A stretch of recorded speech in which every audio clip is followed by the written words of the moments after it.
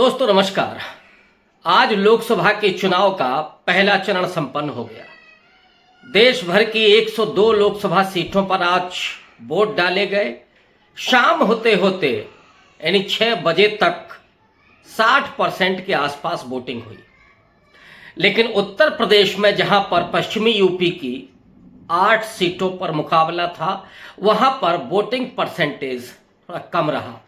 इसके बरक्स बंगाल में और उत्तर पूर्व के कुछ और राज्यों में वोटिंग परसेंटेज काफी मजबूत रहा।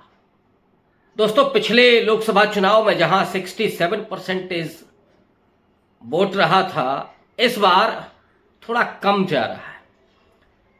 वोटिंग कम होने के क्या मतलब है और क्यों वोटिंग कम हो रही है, इसको लेकर के भी इस वीडियो में चर्चा करेंगे और ये भी बताएंगे कि उत्तर प्रदेश की जो 8 लोकसभा की सीटें हैं, उसमें वोटिंग होने के बाद क्या स्थिति है, किस पार्टी का पलड़ा भारी है और कौन अलायंस मजबूत है।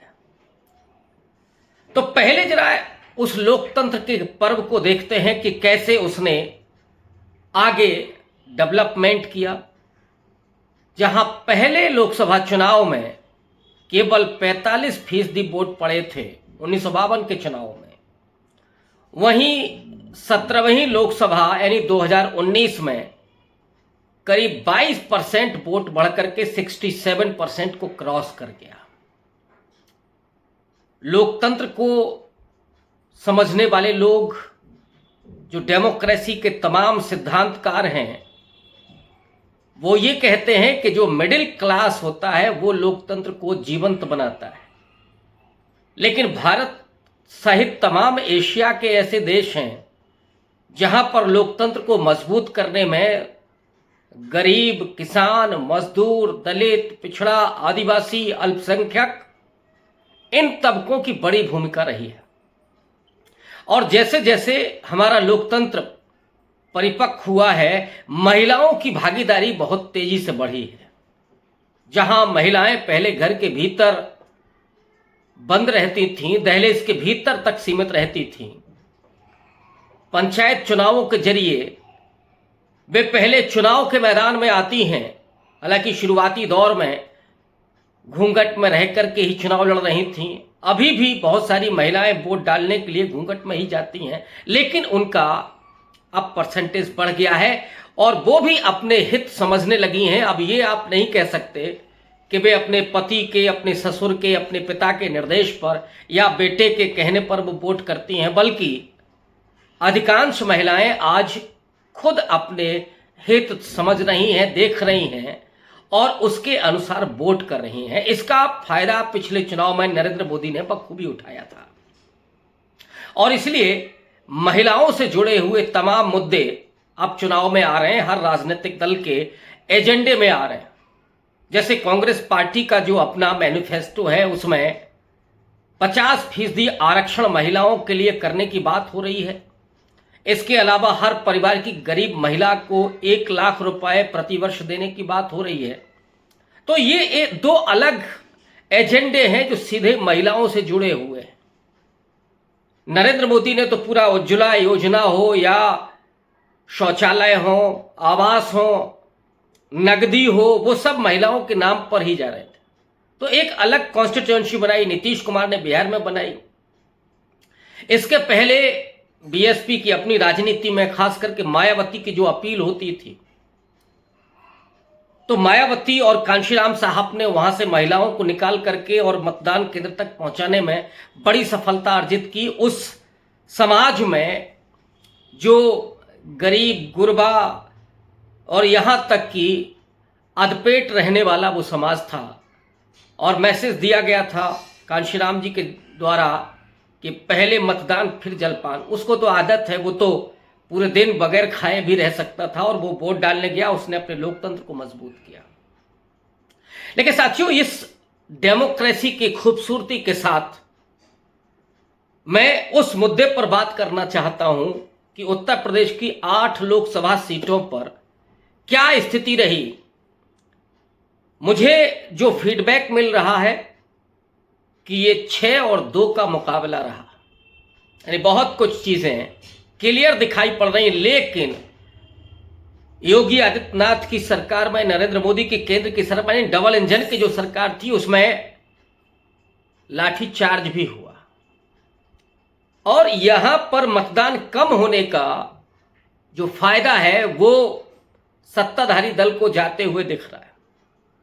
उसके पीछे दो वजह है। एक वजह तो ईवीएम की भी लोग बता रहे हैं कि उस वजह से लोगों का रुझान कम हुआ कि जब वोट एक ही राजनीतिक दल को जाना है तो फिर वोट डाल करके भी क्या करेंगे, लेकिन ऐसा है नहीं। जो मतदाता हैं उन्हें इस बात को समझना होगा कि ये राइट ऐसे ही नहीं मिला है पूरी दुनिया में। यहाँ तक कि यूरोप, अमेरिका भी ऐसा खुशनसीब देश नहीं है कि जहाँ सबको एक साथ समान अधिकार मिल गया हो, वोटिंग राइट मिल गया हो। खास करके महिलाओं को तो बहुत बाद में मिला, लेकिन भारत ने एक झटके में आदिवासियों को, अनपढ़ों को भी, मजदूरों को भी, महिलाओं को भी, सबको एक समान राजनीतिक अधिकार दिया, वोटिंग राइट दिया। तो उसका इस्तेमाल जरूर करें और अपने इस अधिकार के लिए लड़ना भी सीखें। हाँ, ये जरूर हो रहा है कई बार वोट डालने के लिए लाठियां भी खानी पड़ रही हैं, लेकिन अगर आपको 5 साल लाठी नहीं खानी है, 5 साल अगर आपको गाली नहीं सुननी है, 5 साल अगर आपका उत्पीड़न नहीं चाहिए या राशन की लाइन में लग करके आपको लगातार अपमानित नहीं होना है, तो फिर आपको एक दिन के इस अपमान को सहना पड़े तो सहना चाहिए। मैं बात करना चाहता हूं उन 8 लोकसभा सीटों की जो उत्तर प्रदेश की है, पश्चिमी उत्तर प्रदेश की। वहां पे क्या स्थिति रही है। वोटिंग परसेंटेज तो बताया जा रहा है कि वहां भी 58% हुआ है 5-6 बजे तक। अब जो लाइन लगी होगी, हो सकता है कि 8 बजे तक थोड़ा और वोट परसेंटेज बढ़ जाए, लेकिन अगर ये वोट परसेंटेज 65 के ऊपर जाता है तो निश्चित रूप से भारतीय जनता पार्टी की बुरी गत होने जा रही है। जो वोटिंग हुई है इसमें भी पड़ला इस समय इंडिया अलायंस का भारी है। अब जो सीटें हैं जरा उसको देखिए, उसमें पीलीभीत है और पीलीभीत की सीट पर बीजेपी के जो प्रत्याशी हैं जितिन प्रसाद, वो तो धूल फांक रहे थे एक तरह से। वहां पर जो समाजवादी पार्टी के प्रत्याशी थे गंगवार, वो पहले भी वहां से एक बार सांसद रह चुके हैं। वरुण गांधी का फैक्टर बहुत काम कर रहा था वहां पे। जो यूथ है उसने भारतीय जनता पार्टी के अगेंस्ट वोट किया है और इस सीट पर लोध और कुर्मी एकजुट होकर के वोट करता है। और कुर्मी कैंडिडेट देकर के अखिलेश यादव ने पहले ही एक तरह से जो साइकोलॉजिकल बढ़त होती है वो हासिल कर ली थी। और आज पीलीभीत की जनता पर, मतदाताओं पर लाठियां भी बरसाई गई, लेकिन बहुत अच्छी वोटिंग वहां पर हुई है और ये सीट सीधे जाते हुए दिख रही है समाजवादी पार्टी के खाते में। लेकिन हमें इंतजार करना होगा 4 जून तक, और इस बीच में सुप्रीम कोर्ट पर भी नजर रखनी होगी कि वो चुनाव आयोग को क्या निर्देश देगा। कैराना की सीट इकरा हसन समाजवादी पार्टी के प्रत्याशी थी, बीजेपी से प्रदीप कुमार चुनाव लड़ रहे थे और इस सीट पर भी सीधे तौर पर 1-to-1 फाइट थी। इकरा हसन लंदन से पढ़ करके आई, पिछले विधानसभा चुनाव में जेल में बंद अपने भाई का उन्होंने चुनाव प्रचार किया था, चुनाव जिताया था। बहुत सौम्य प्रत्याशी के तौर पर उनकी पहचान है और पूरे समाज को जोड़ करके उन्होंने राजनीति की, चुनाव प्रचार किया और वो यहाँ पर फायदा मिलते हुए उनको दिख रहा है। मुजफ्फरनगर में तो जबरदस्त फाइट थी। हरेंद्र मलिक बनाम संजीव बालियान की तरफ से एक तरह से कहें कि सरकारी अमला भी उनकी मदद कर रहा था, बीजेपी के कार्यकर्ता भी उस करते, लेकिन हरेंद्र मलिक भी कहीं कम नहीं थे और यहां पर जबरदस्त फाइट देखने को मिली। बल्कि ये कहें कि 21 हरेंद्र मलिक दिखाई पड़े हैं जो वोटिंग पैटर्न है। सबसे ज्यादा निगाहें इस क्षेत्र में जिस सीट पर थी वो थी नगीना। चंद्रशेखर आजाद जो आजाद समाज पार्टी के राष्ट्रीय अध्यक्ष हैं वो चुनाव लड़ रहे थे। मनोज कुमार जो पूर्व जज हैं वो समाजवादी पार्टी के चुनाव लड़ रहे थे। ओम कुमार वो बीजेपी से चुनाव लड़ रहे थे और बीएसपी के भी यहां पर प्रत्याशी थे। ये चारों प्रत्याशी मजबूत माने जा रहे थे और समानांतर चुनाव प्रचार इनका चल रहा था। लेकिन आखिरी में जो वोट बंटते हुए दिखा उसने भारतीय जनता पार्टी को बढ़त दे दी है। मतलब आज की स्थिति में जो फीडबैक मिल रहा है, जो जमीन के पत्रकार कह रहे हैं कि बीजेपी को यहां बढ़त मिल रही है, इसका मतलब है कि चंद्रशेखर के लिए ये बुरी खबर हो सकती है। लेकिन अगर वहां पर चंद्रशेखर को मुस्लिम वोट मिला है पूरे तौर पर, तो चंद्रशेखर फाइट कर सकते हैं। लेकिन अगर ऐसा नहीं है, ये मुस्लिम वोट अगर बटा है, तो चंद्रशेखर की स्थिति दयनीय होगी, माने वो पोजीशन भी ठीक नहीं होगी उनकी। मुरादाबाद में रुचि वीरा समाजवादी पार्टी की सदस्य, लेकिन वो कमजोर पड़ी हैं बीजेपी के प्रत्याशी के मुकाबले। सहारनपुर में दानिश अली कांग्रेस पार्टी के प्रत्याशी थे, मजबूत रहे हैं।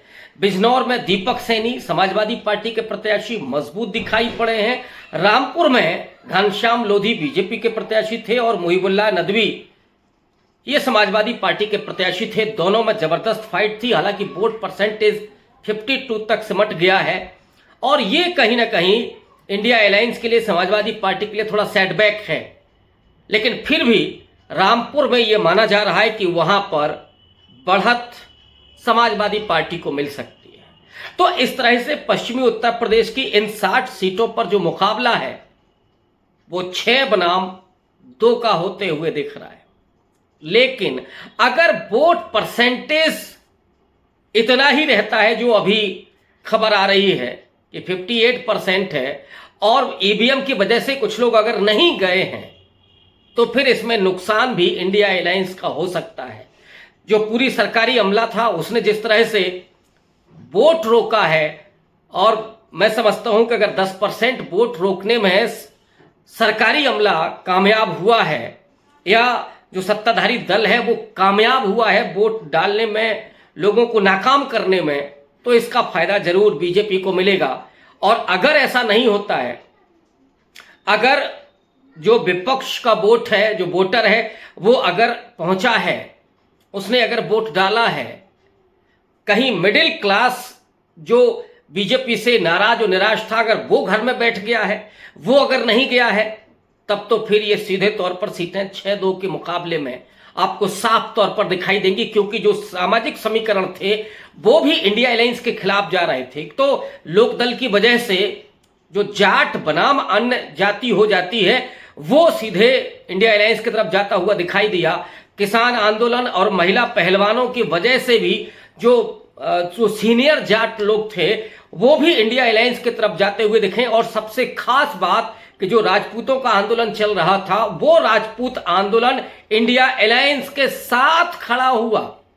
भारतीय जनता पार्टी को सबसे बड़ा जो झटका लगा है वो उसके कोर वोटर से लगा है, यानी राजपूत से लगा है, ठाकुर मतदाता से लगा है, जो इंडिया अलायंस के साथ में जाकर के खड़ा हो गया। इसके अलावा अति पिछड़ा बीएसपी ने चुनाव अच्छा लड़ा है, तो जो जाटव वोटर अगर वहां पर फाइट नहीं है, बीएसपी अगर मजबूत नहीं है, तो वो कई बार छिटक करके चला जाता था बीजेपी में समाजवादी पार्टी की वजह से। इस बार समाजवादी पार्टी के प्रति उस तरह की नाराजगी नहीं है दलितों में, क्योंकि उनके लिए सबसे बड़ा दुश्मन भारतीय जनता पार्टी दिख रही है, जहां पे सीधे संविधान को खत्म करने की बात आ रही है। तो इस वजह से वो चिंतित है और पूरे एग्रेशन के साथ वो बूथ पर गया है। और ये वोटर भी बीजेपी के अगेंस्ट मतदान करके आया है। तीसरा और अंतिम कि अति पिछड़ा जिसको प्रत्याशी भी बनाया अखिलेश यादव ने, और वहां तक आउटरीच करने में वो कामयाब हुए हैं। तो ये सीधा फायदा इंडिया अलायंस को हुआ है और बीजेपी को नुकसान। और इसलिए मैं कह रहा हूं कि मुकाबला 6